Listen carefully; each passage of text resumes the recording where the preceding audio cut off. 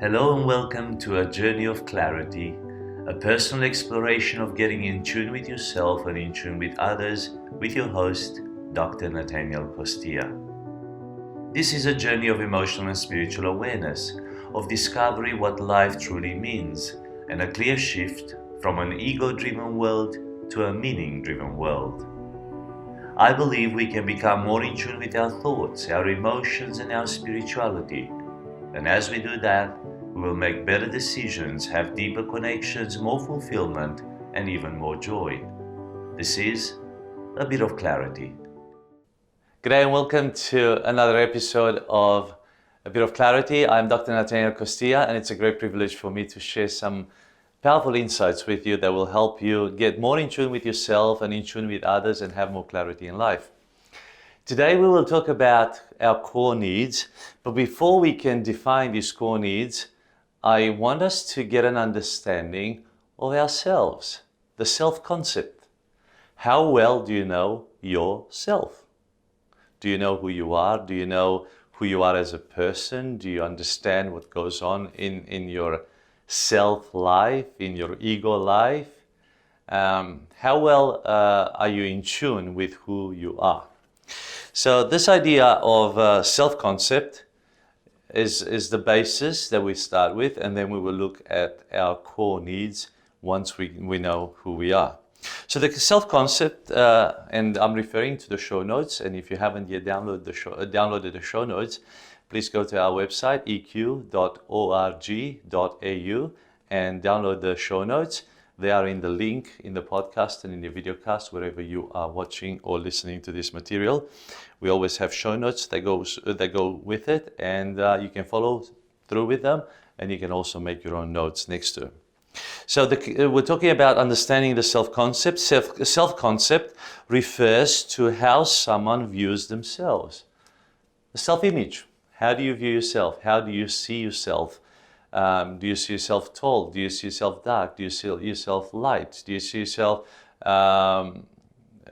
overweight, underweight? Do you see yourself healthy? Do you see yourself unhealthy? Do you see yourself good looking, not so good looking? I don't know. But the self-image, how do you see yourself? It's part of the awareness of the self-concept. And then how much value do you place on yourself? How much are you worth? What is your self-esteem?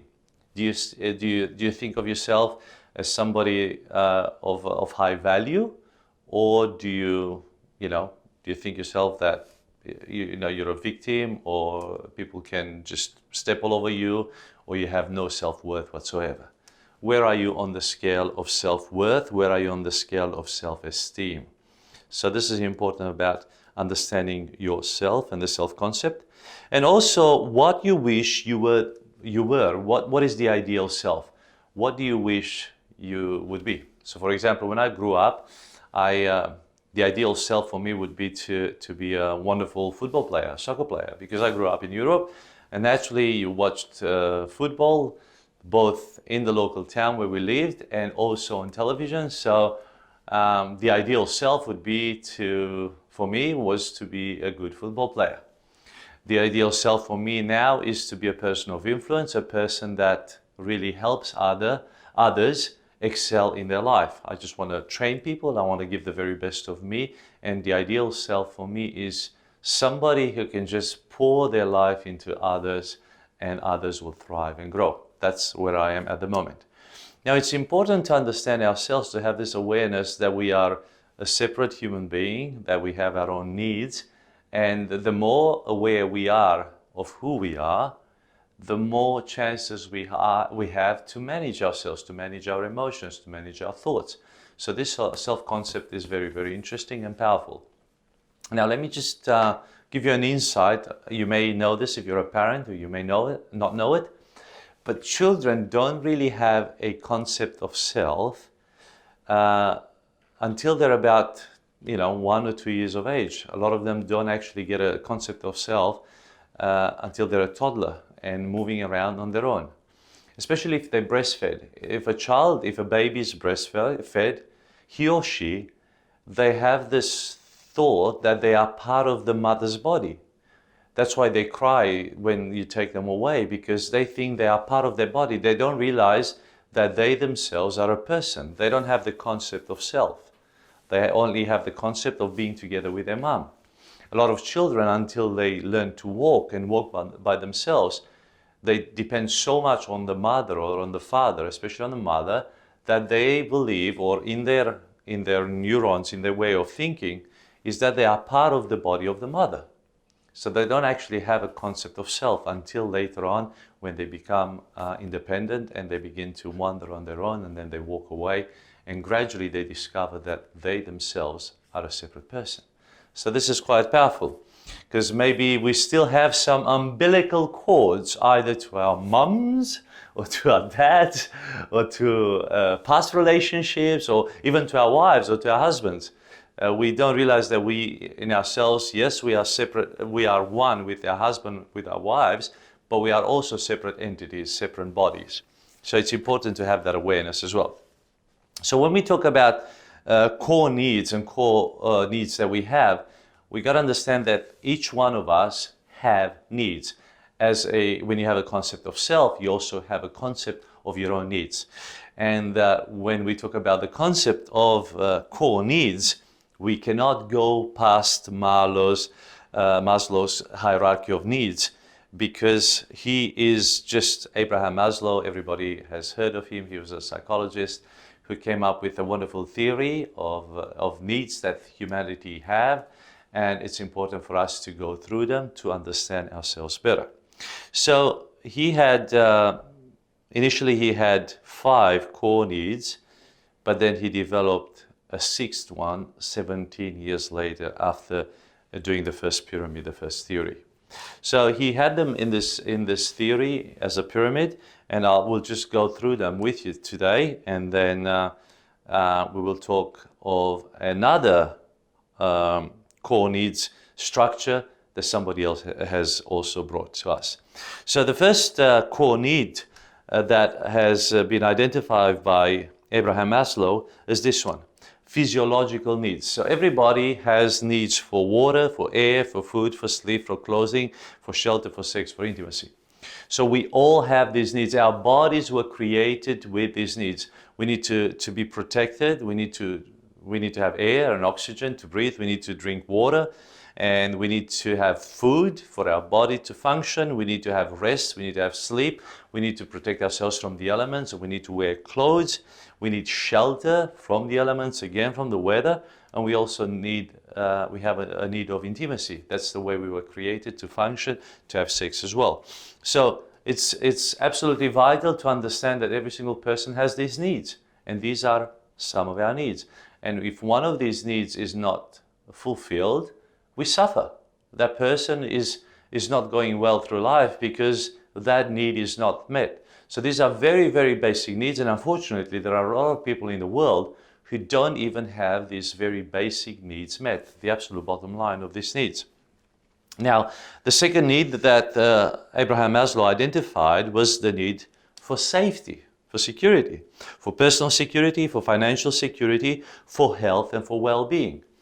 Everybody wants to have security. They want to be able to sleep at night. They want to be able to know that they're healthy, that they can get up in the morning, that they can move, that they're not threatened, that they have the finances, that their money is secure, that their job is secure, that their health is secure, that they can live a peaceful and healthy life. It is a need that everybody has. You and I have it, and many people are, unfortunately, are deprived from it. Think of countries where there are wars. Think of countries where, there are people who just break in and they don't obey any of the laws of the land. And there's people that also hurt each other. There's people that are sick.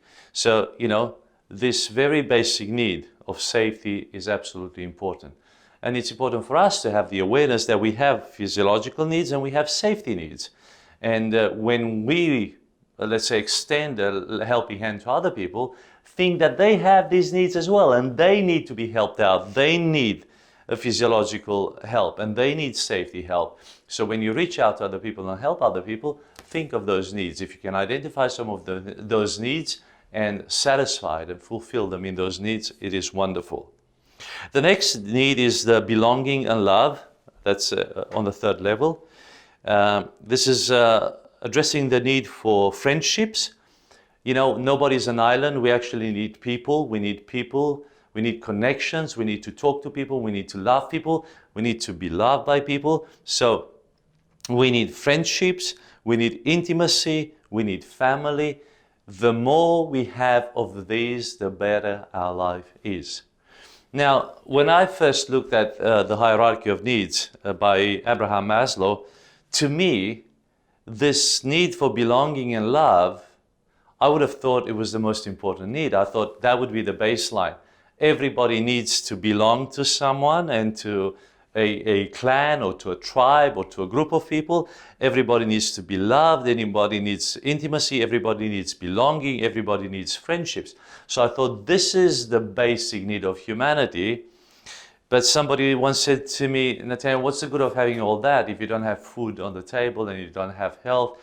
And I said, look, I understand that we need the physiological and the safety as well. But to me, I think the human connection is so important that you need that belonging and that care and that love, because you can overcome many other things if you have that identity. Anyway, I'm not going to say that Abraham Maslow's theory is wrong or it's in the wrong order.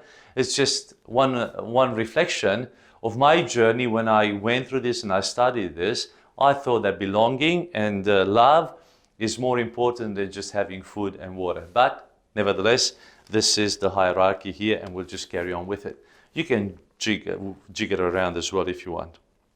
The fourth need, as presented by Abraham Maslow in his hierarchy of needs, is esteem, the recognition, the status, the importance, and respect. All of us want to be respected. All of us want to be honored. All of us want to be validated, recognized, because we all have a contribution to make. And especially men need to be respected and validated. So ladies out there, if you can do something for your men, this is a trick, this is a key that I'm giving you, a life hack. Respect the man around you, respect your man, because that will win you brownie points. You will be very grateful if you did that, and he will be grateful to you. So this is very important for men. In the same way, it is important for women as well. This need is there, it is in us, it is a void that needs to be filled. So somebody needs to fill in that void for us. And number five, fifth need in Maslow's hierarchy of needs, it is self-actualization. What a man can be must be. This is when a person masters all the other four needs, physiological safety, belonging, love, and esteem. When somebody has mastered all of those, they are reaching their full potential. That means they become a professional human being, if you want to call it that way. That means they are fully matured, fully actualized, fully fulfilled, if you want. And Abraham stuck with these 5 levels of hierarchy in his pyramid, in his needs, for about 17 years. And after 17 years, he realized that once you reach your maximum potential, you haven't really reached the pinnacle, because there is much more on the other side of the mountain. So yes, you reach the top, but there is more when you reach the top, because there is still the sky above you, there's the universe above you, there's, you know, whether you believe it or not, there's God above the universe. So he realized after 17 years that there has to be another level, another dimension of this humanity that is not really tangible, that is not really seen, but we can permeate, we can penetrate into it from this world. And he called it self-transcendence. Self-transcendence, that means when you get out of yourself, out of your ego. This is an outside goal. This refers to altruism and spirituality, and this is the desire to reach the infinite. So he realized that even though you reach your maximum potential as a human, there is an untapped potential, an infinite potential in the spiritual realm if you connect with that world and you overcome yourself and you transcend yourself and you allow yourself to live from a divine perspective, from a godly perspective. So very, very important to transcend beyond this life that we used to and reach a level of spirituality when we can be driven in our spirit from a higher spirit, hopefully from the Spirit of God. Now, Anthony Robbins, he's a renowned coach and speaker, and most of you have heard of him. His training material is just unbelievably great, so make sure you watch him. I cannot recommend him any higher. He's a great man, and he teaches, his material is absolutely fantastic. So whatever you can consume it, make sure you grab it. He divided the needs into categories. So he's got 6 needs as well, but he had the needs for personality, or needs of personality for achievement, and the needs of the spirit. He realized that we are not just human beings, but we are spiritual beings as well. So he wanted to make sure that he touched that level of spirituality. Now, most people don't go into that area because they think, oh, we shouldn't touch the spirituality. Well, we are human beings and we are spiritual beings. So you can't ignore something that is part of your self-existence. So you can numb it and you can shut your eyes to it, but the reality is that it is there. So sooner or later, you got to face the spiritual side of your being. So he said that we have the need for certainty, number 1, the need for safety, stability, security, comfort, order, predictability, control, and consistency. We want that safe, certain, everyday, secure environment, climate. We want to make sure when we get up in the morning that the water comes through the tap. We want to have our routine. We want to be able to start the car and drive, and the roads will be clear. And we want some predictability that if I leave home at 6:30, by 7 o'clock, I will be at work. You know, we like that routine as well. But at the same time, that gets a little bit boring. So in tension with that, he said, our second need, just as much as we need certainty, we also need uncertainty or variety. The need for surprise, for variety, for challenges, for excitement, for difference, for chaos, a little bit of chaos in our lives, for adventure, for change and novelty. And, you know, you think, well, you said, Anthony, you said that we need certainty, and now you're saying that we need uncertainty. Yes, we need them in balance. We need a healthy tension between the two. If you have too much certainty, life is too boring. If you have too much uncertainty, life is too adventurous, too risky. It's almost like when is this plane going to land? You know, it's like we're flying, adrenaline is high, but is this plane going to land somewhere? So you need certainty and uncertainty in a healthy tension. And then he had 2 more. He groups them 2 by 2. And number 3, he had significance, the need to have meaning, special, pride, needed, to be wanted, to have a sense of importance, and to be worthy of love. Every one of us wants to be loved and to be worthy of love. Everyone wants to have a meaning in life, to have a special good sense about ourselves, a special pride. I'm not talking being proudful in an arrogant way, but being self-worth it. Do you know what I mean? Having a dignity about yourself. So this is very important. We have the need to be validated, to feel that we are significant. At the same time, we have the need to give ourselves to love and connection. When we give ourselves to love and connection, we have a need for communication. We have a need to be unified. We also have a need to be approved and attached. We have a need to feel connected, intimate and loved by other human beings. So again, these 2 are paradoxes, and they are held in a healthy tension. Basically, we need both significance, we need our own sort of well-being, but we also need to be loved and connected with other people. So it's a relationship where we give, but it's a relationship where we also receive. And then he said, once we have these needs for personality or needs of achievement, these 4 of them, certainty, uncertainty, significance, and love, again, we got to go beyond ourselves because we also have spiritual needs. Our spirit has its own needs.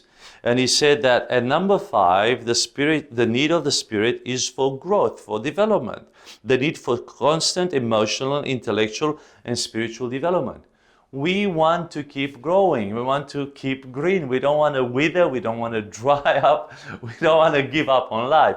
We want to carry on. There's a sense of going into infinity. Hardly anyone wants to die, even when they have to die, or in old age. Most people just want to push on to see another spring, to see another summer, to see their grandkids, to see their children again. Everybody pushes for more. We have the desire to grow, the need for constant emotional development, spiritual development, and intellectual development. That's why this is a spiritual need, because once again, as Abraham Maslow's need for self-transcendence, it takes us into another realm beyond ourselves. And the last need that he put there, Anthony Robbins, is the need for contribution, the need to give beyond ourselves, to give, to care, to protect and serve others. The greatest people in the world are those people who give themselves to others. Only when you have your identity secure, only when you have a strong sense of spirituality, can you give yourself to other people and to other causes.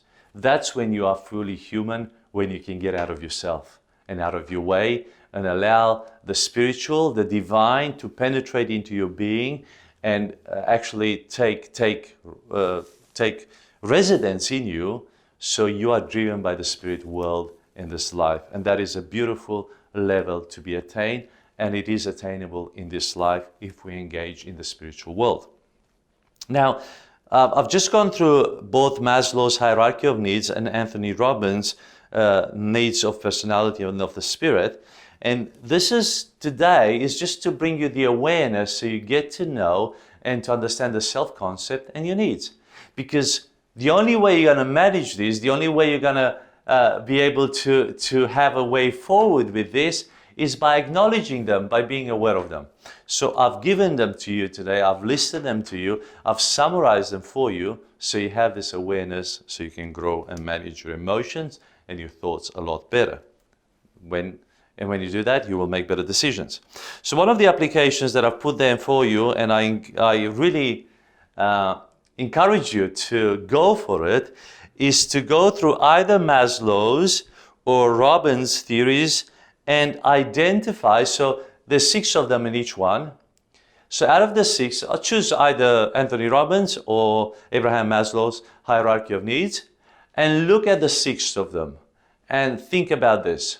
Try to group the 3 that you are mastering at the moment, and you're doing well, with these 3, and just identify those 3, and then look at the other 3 in areas where you need to grow. So for example, if your physiological needs are met, and your safety and belonging and love are met, maybe you need to grow in esteem and self-actualization and self-transcendence. Now, what will you do to grow in these? So gauge yourself, test yourself. What am I good at? Where do I need to grow? What are the 3 that I'm mastering, and what are the 3 that I need to grow in? Identify those and go for it and see how you can develop those. Well, this is it for another episode. We are so grateful and privileged that you join us and you learn more about our core needs and the self, getting to know ourselves a lot better. If you love this content, please distribute it, share it with other people. I'm sure you've got many friends on social media that just share it with them as well. We love 5-star ratings, so if you truly mean it, do rate us on iTunes and on Google Podcasts, and also on YouTube, and subscribe to our channels. And yeah, let's connect, write some feedback, get involved a little bit, get closer to us, follow us on Facebook, on Instagram, and let's chat some more next time. I can't wait to see you. So we look forward to another episode next week. I'm Dr. Natanael Costea, and I thank you so much for joining me on this journey of clarity through emotional and spiritual awareness.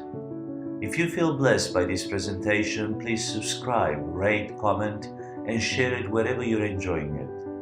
And until next time, this was a bit of clarity.